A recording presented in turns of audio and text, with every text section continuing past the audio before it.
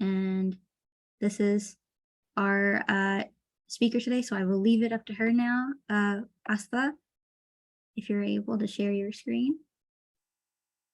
Yeah, I'll just share my screen. Oh, but I cannot share it right now. I think okay, let me try now. Yep, I think it'll let me do it now.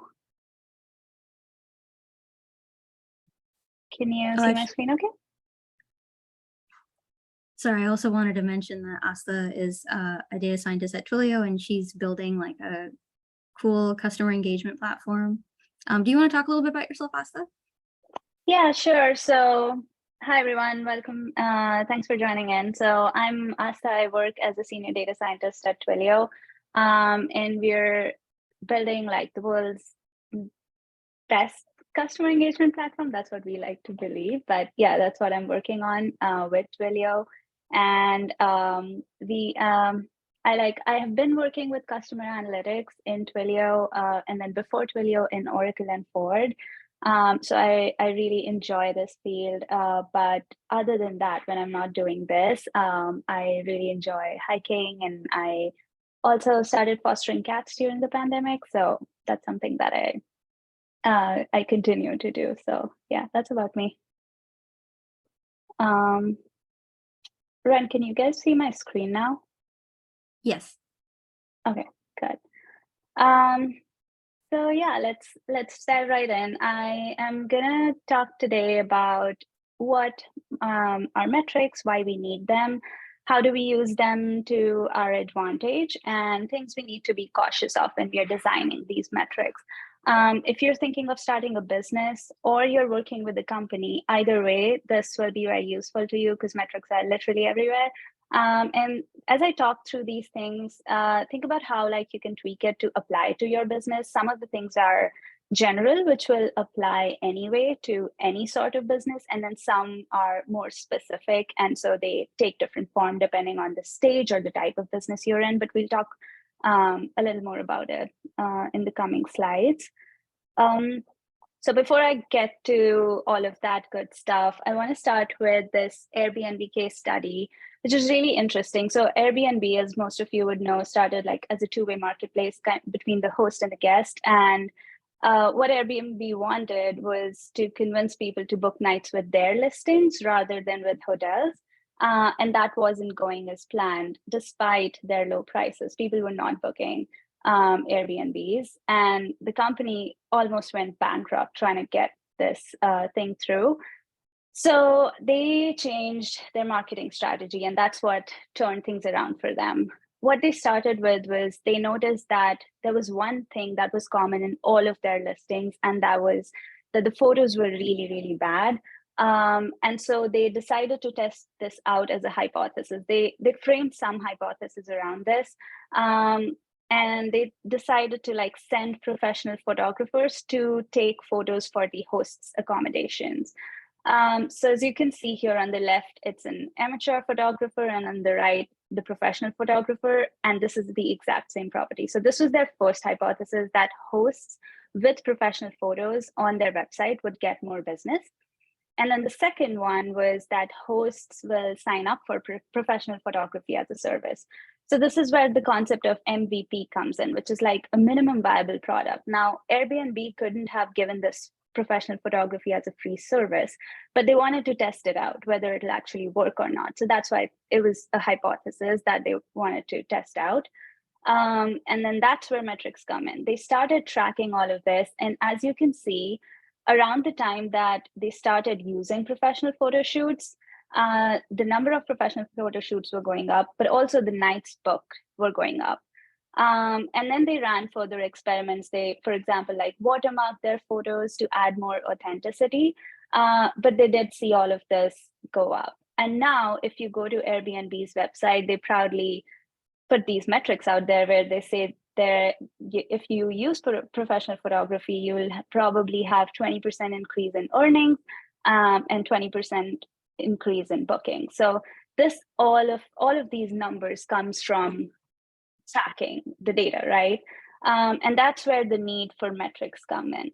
So metrics are nothing but numbers you track over time to evaluate the success of your business. This will tell you what you're making money from, what are the areas that are driving your costs, how many customers do you have, are your customers happy? Literally any question that you can have around your business, metrics can help you understand that. And collecting this data takes time, right? So this is a case where I'm talking about like a running business, but if you're in a startup, you're still trying to figure out your right product market fit, especially in the beginning stages. A lot of startups start with like one idea, but then their final product is like a lot of pivots later, something completely different.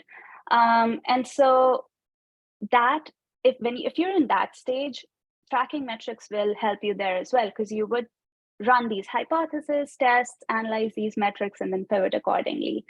And then if you're established business, if you're still competing in the market out there, you're likely still sending out like product upgrades or service improvements or new features out there. And so this means you're still testing, and this needs to be a part of your culture.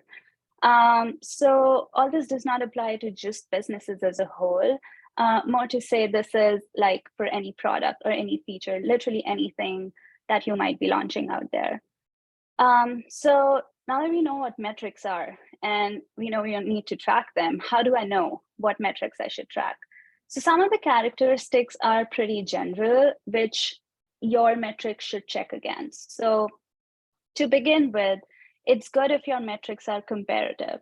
That means you can compare them across different time periods. So in the Airbnb example, they were like looking at something before professional photography and something after. That was nights booked, and like other metrics as well, but that was like one of the hypotheses. You can compare across different user groups. If you have competitors, you should be able to compare where you're standing compared to your competitors.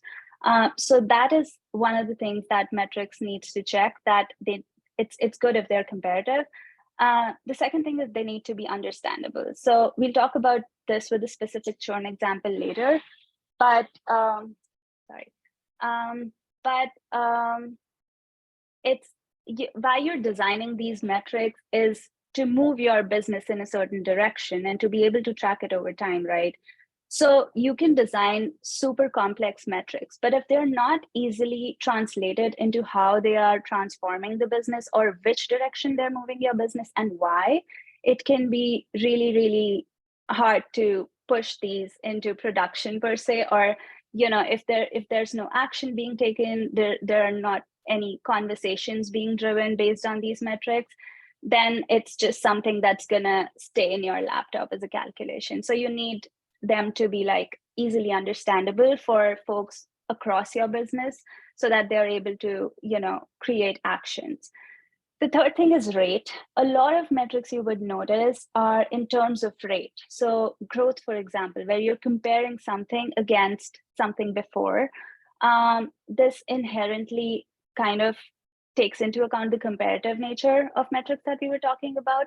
But then like there's an example where like if you're looking at current growth and you have average growth over like the last year, then you can compare those, right? So that is why it's important for metrics to be in the form of rate. Not all, but if they're in the form of rate, they're generally good metrics. And then impacting your behavior. So that is something, as I already talked about, metrics should do. You should, when you have metrics, you need to see whether if that metric says something, like if you have a threshold, if it crosses that, what are you going to do? And if it doesn't, what are you not going to do? Are you going to start doing something? Are you going to stop doing something? Are you going to pivot in a direction? So they need to like change the behavior in some way. But given all of this and so much data out there, there are also like a lot of traps that are easy to fall into when you're designing these metrics. I've listed like some of the most important ones that I have seen in the industry. One of them is tracking something just because it is easy to track. And this is what we call data vomit, because these days there are so many data pipelines. If you have one customer, they could be interacting with you through their mobile devices, website, brick and mortar stores. So with just each customer, you have multiple sources they can interact with you. And then you have like multiple products out there. There's just like too much information out there. And it's easy to think that everything's important and we need to track everything. So that is like one of the traps, because then you don't know which one to act on.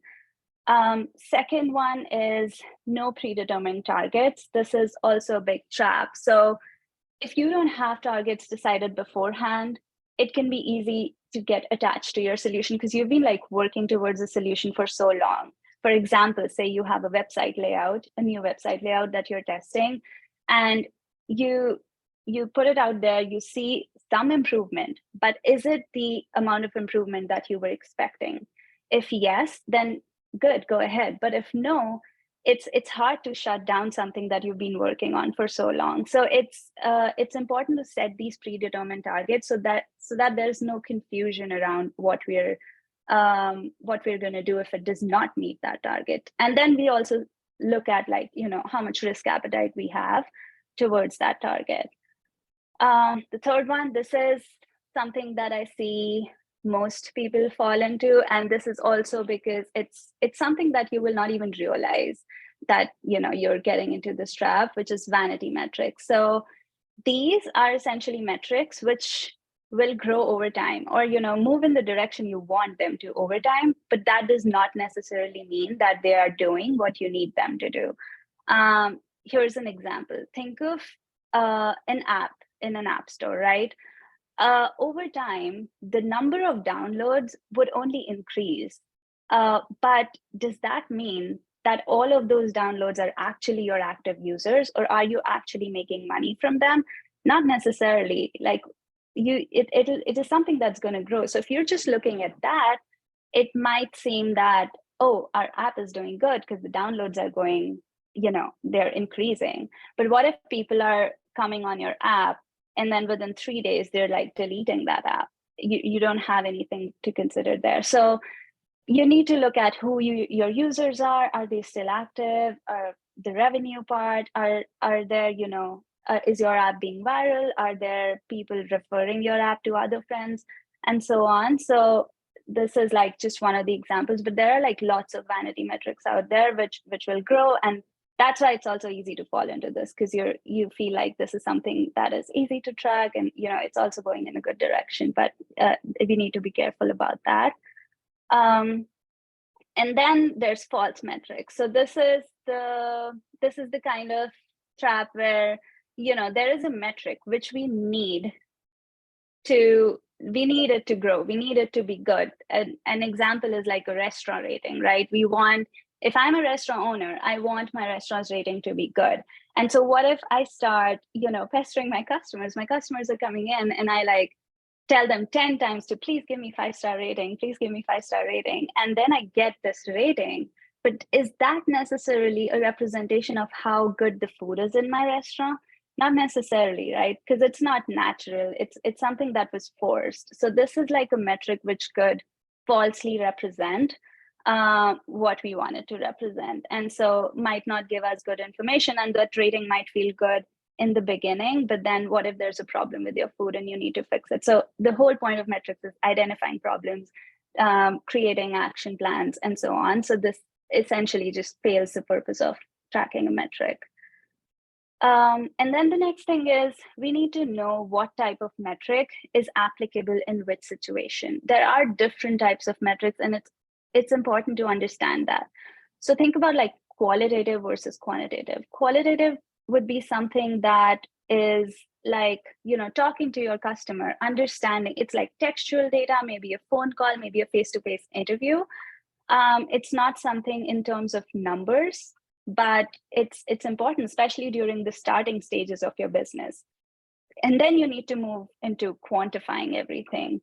So you need to know which stage you're at and which metrics are important at which point. Then there is the difference between exploratory metrics and reporting metrics.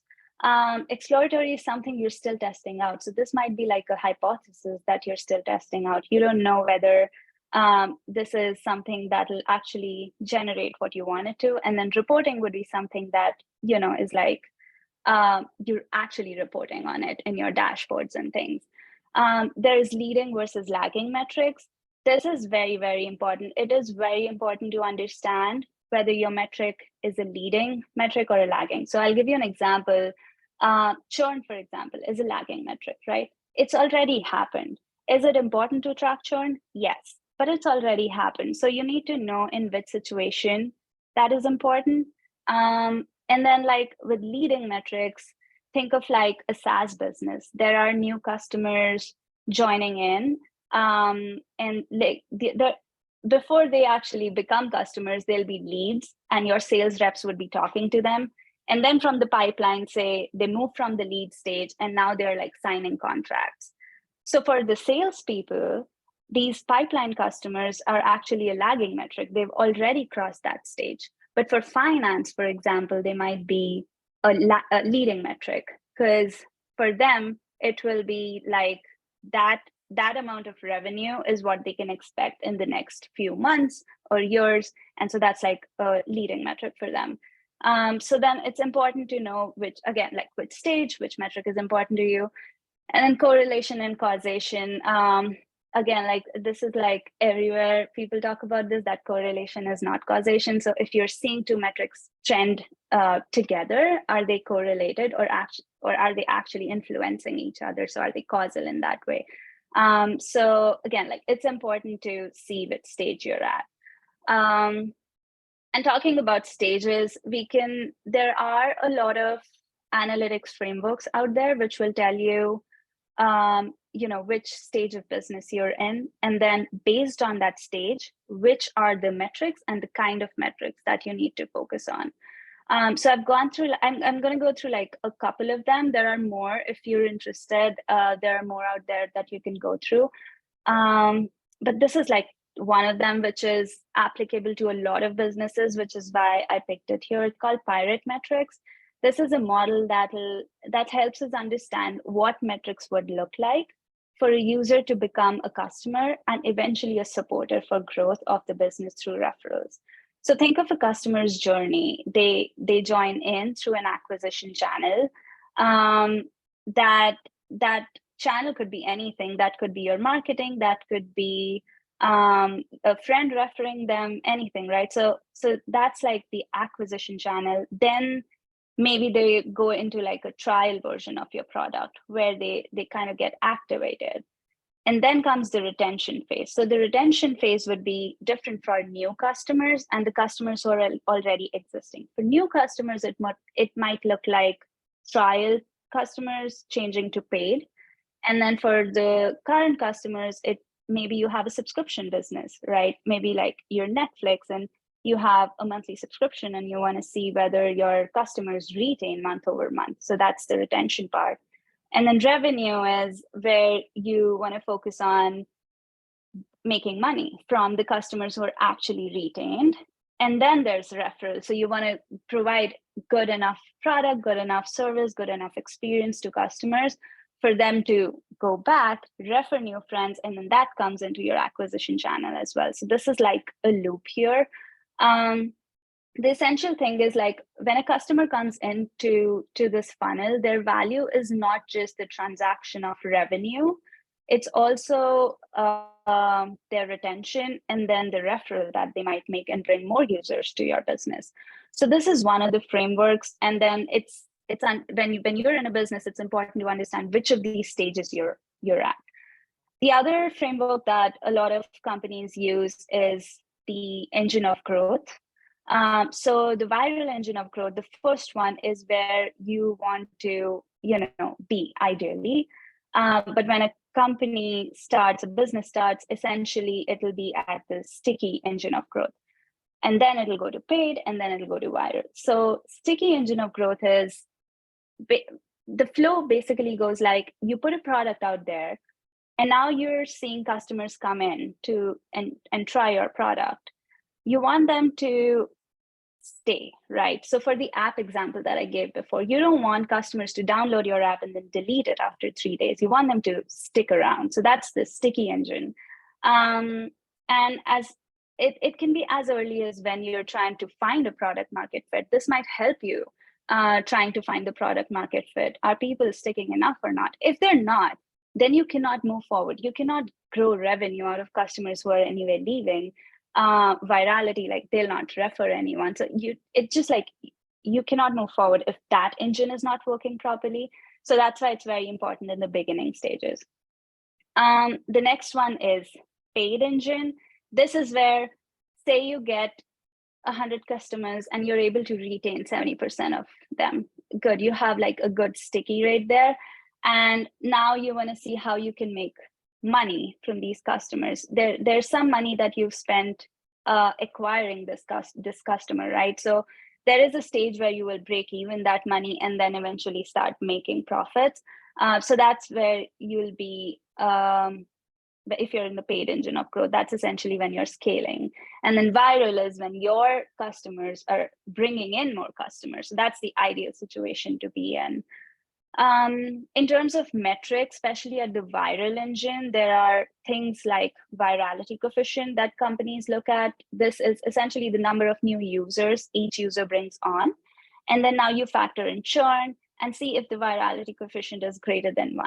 If yes, then you're growing. And so bigger that coefficient, better and faster you're growing. And also then there's a viral cycle time that you consider, which is the speed with which a user brings in other users. So typical moment is from right to left. And it, again, will depend on which engine you're on. That'll determine what metric you should be focusing on. So say your example focusing on growth. So your analysis will be around acquisition channels working good, sales tactics working best.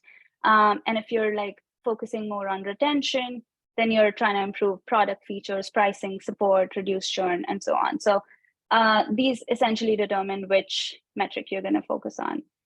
And so that brings me to the focus of, where you're at. And there are multiple metrics that you would be looking at essentially throughout the journey of your business, but you have to have the one metric, the one North Star that you need to focus on.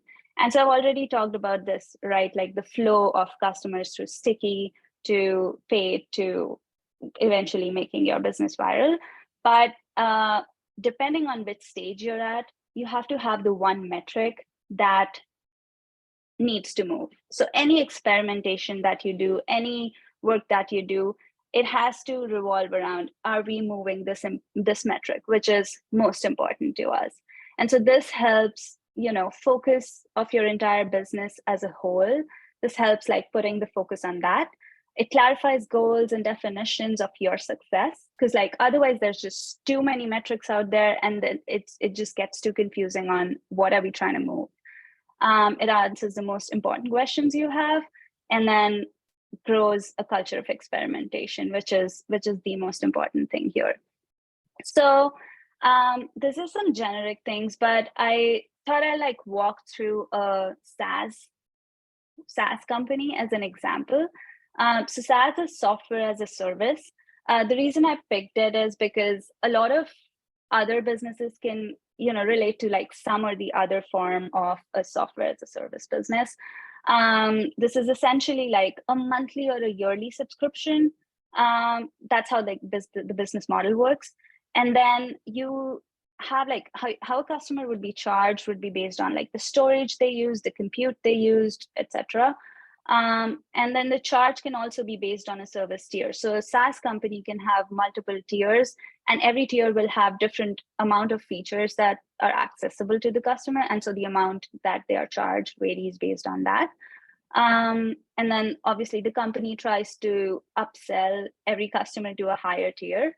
A lot of these companies start with a freemium model in the initial engine of growth that they're in. They will push the freemium model. In which case they will give you like a limited free capacity. And then if you want more, you go into the paid model. So some of the metrics that are important to a SaaS business are inbound pipeline. These are the leads that are coming in. So through that acquisition channels that I was talking about.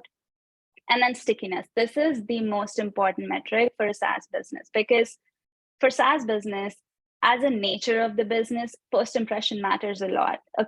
If a customer does not like it, it's very rare that they will come back, unless like there are some major revamps done, right? So that is why this is the most important thing to a SaaS business. And this is what I was talking about when I said the type of your business and the nature of your business will like tweak certain things based on what is more important to you. The other thing is conversion. So they focus on free to paid customers and then lower tier to upper tier. So just constantly upselling. Revenue per customer is important. Then there's like customer acquisition cost, how much it takes to acquire the customer, and then the lifetime value of that customer. Virality, which I've already talked about, upselling, uptime and reliability. This is, again, like super important. And then churn.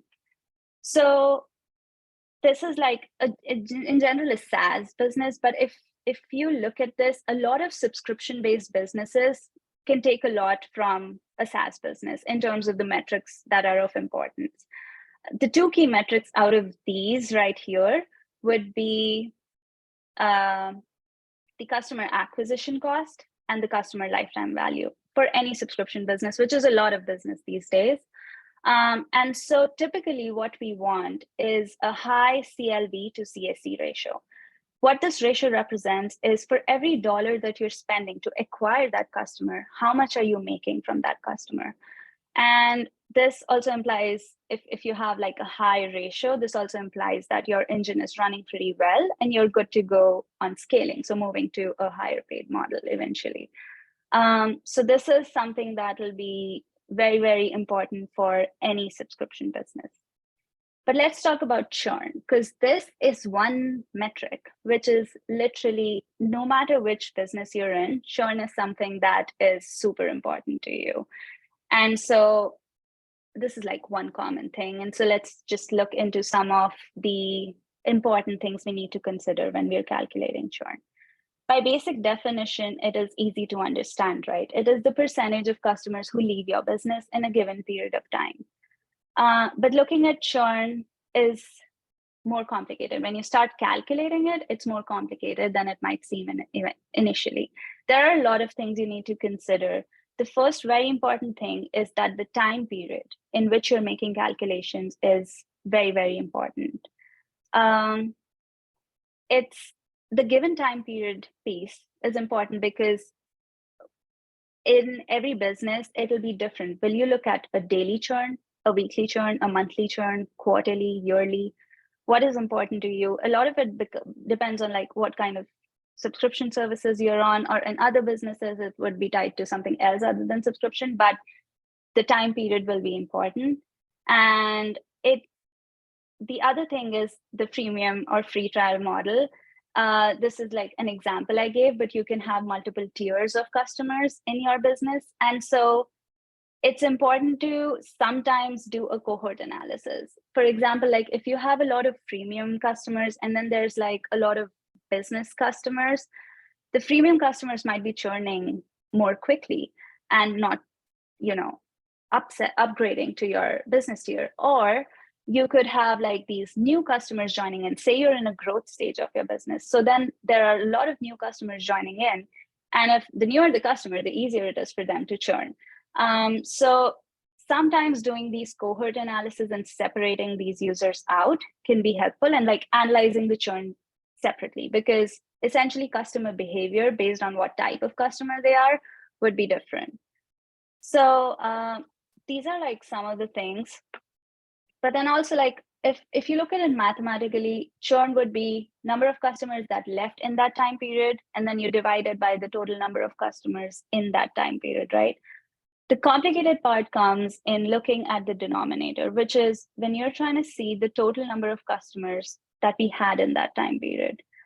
If you're looking at hypothetically, say, month over month churn, in a particular month, you would have customers rolling over from the previous month. You would have new customers who are joining you during that month. And then there's churn timing and churn definition, which I'll talk about. But with new customers, first, like going into that a little more, new customers that might join anytime during the duration of the month, right? Do you include these or not? It's different in different businesses. It's different in different situations. But customers on the first day of the month and the last day of the month can vary too, right? So new customers can also churn more easily. This is something that I already mentioned. So when you're looking at these new customers joining in, they're churning easily. They're joining in different periods within that month. So it's the new customer piece in itself is very complicated on when you pick these in. Other than that, there's also like this definition of churn. At what point would you consider a customer has churned? When they cancel your subscription or when they don't renew? Like they could cancel your subscription in the middle of the month, but then they're still a customer to the end of the month. So there are two schools of thought here. If a customer has canceled their subscription, but the subscription period has not ended, then they're technically still a customer and they have technically not churned yet. So since they still have access to your product and service, you still have a chance to win them back.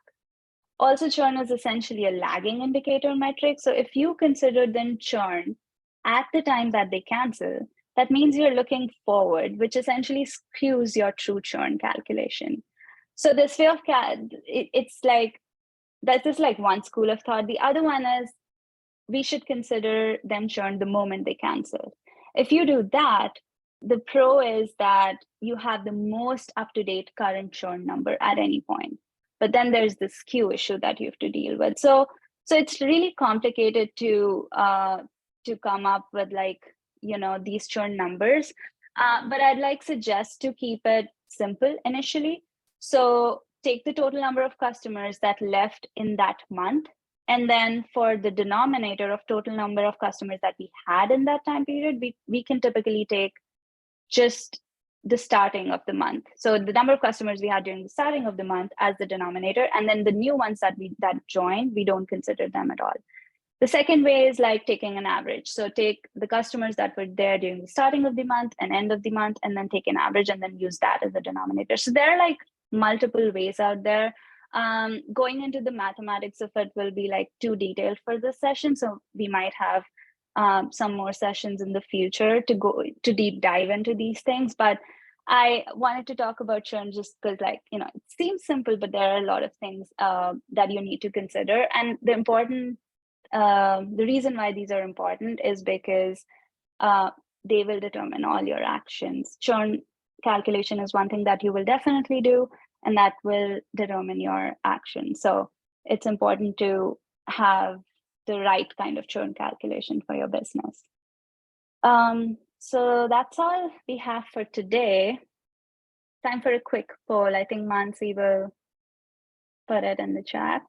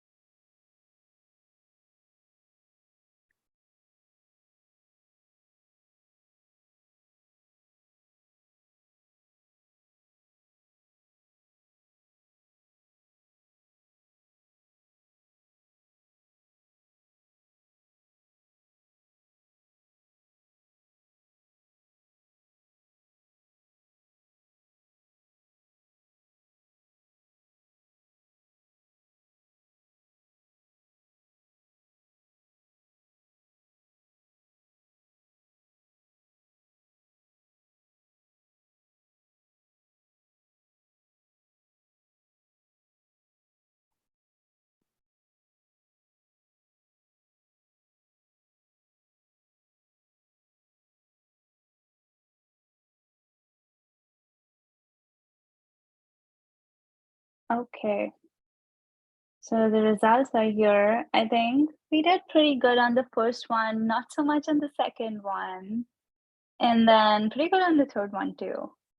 Okay, so these are the answers. Let me share the answers for all of you. So just to go through this quickly, the first one, your team has developed an app and launched it in the App Store.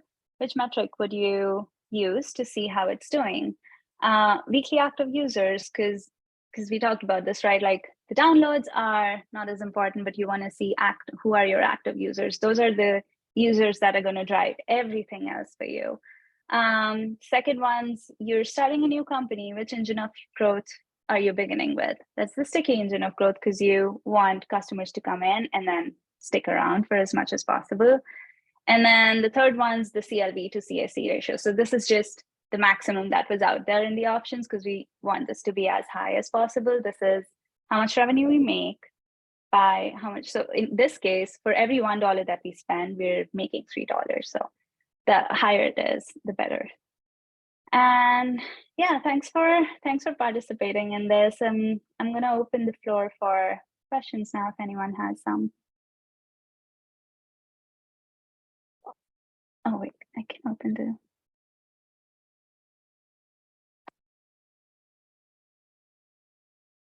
Thank you so much for going into the material in depth and asking those questions, because I feel like I really got tested in that moment with question 2 and 3. And I was like, oh, I'm being shown where I don't know the thing. So it means a lot. We do have one question right now. Okay. And one was, if you could clarify what an example of a lagging metric is. So lagging metric is essentially any number that you're seeing of something that has already happened. So churn, for example, right? If I'm looking at churn of customers during the last month or the last year, these are customers that have already left. So anything you're looking back on is a lagging metric.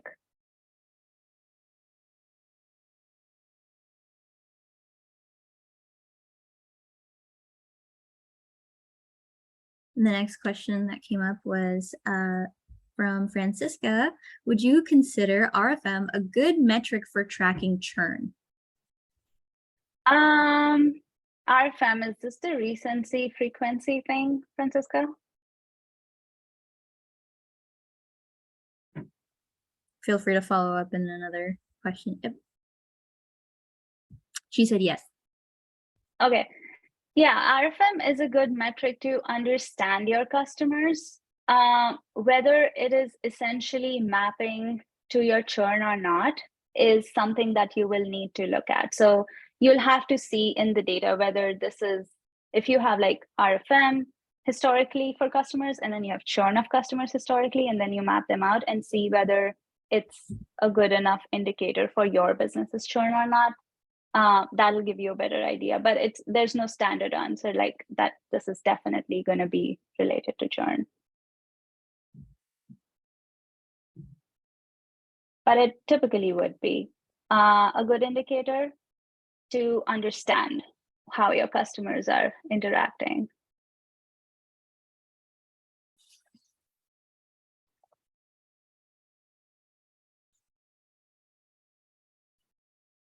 Clara asked, oftentimes NPS is used as a proxy for referrals.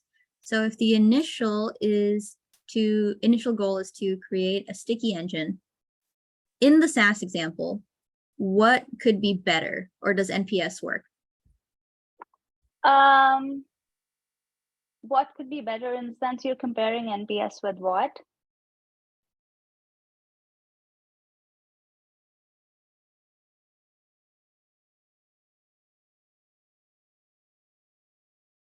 Using it as a benchmark.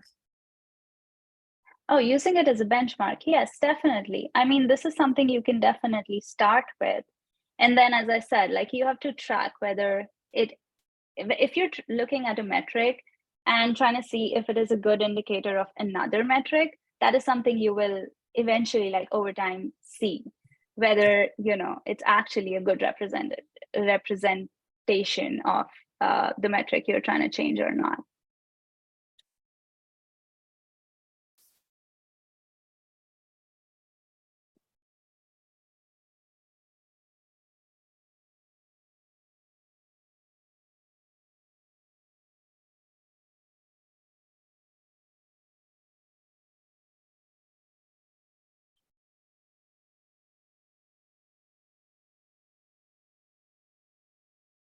We'll give a few more seconds for questions.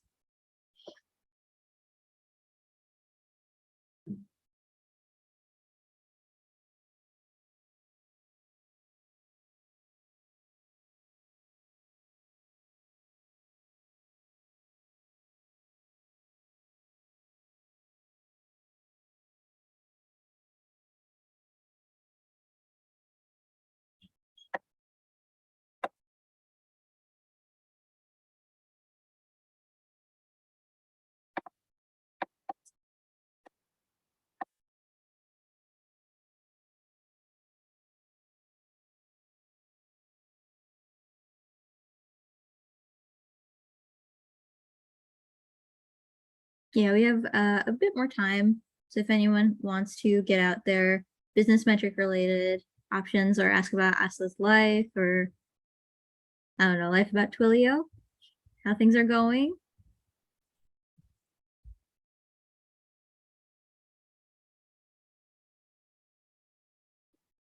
I have a quick question.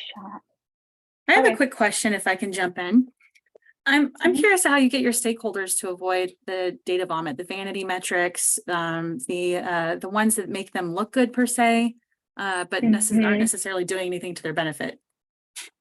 So a lot of it involves educating them. A lot of the times they, it's natural because like there's so much data and you want to like be like, oh, this is moving good. This is something that we should measure. But then like I always cross question them on what their goal is. Like what is of importance to them? What is it that they're trying to move?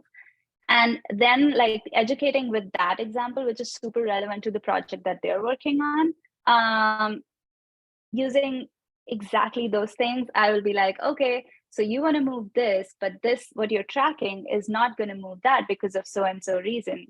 So essentially, I just like vanity metric as a concept might be foreign to someone, but if you can like explain it to them in their business context in terms of the situation that they're on, then it like really eases that conversation in. So that's what I use typically.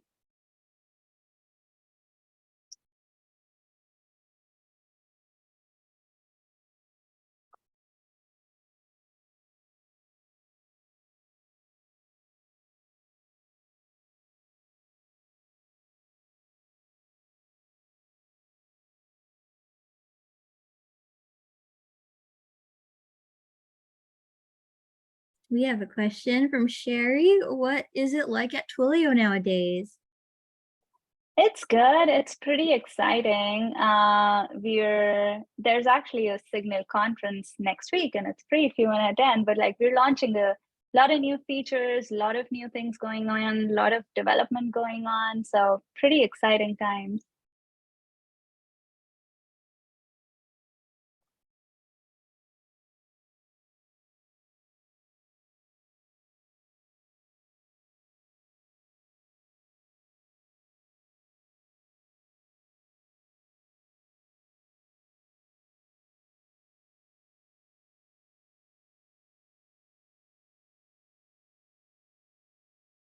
Alrighty, I think we are good to close then the Q&A session today. Thank you so much, Astha, for your time and for explaining stuff about Twilio and explaining metrics and answering questions.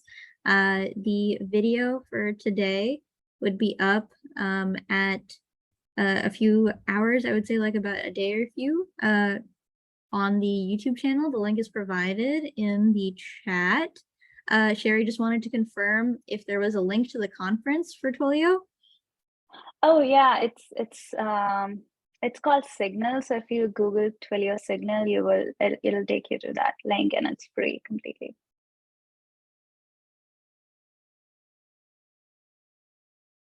And thank you so much for posting your questions. Thanks so much for everyone coming today. I think we can end it here or stop the recording here. Thank you guys. Have a good evening. Thank you. Oh, there's the link.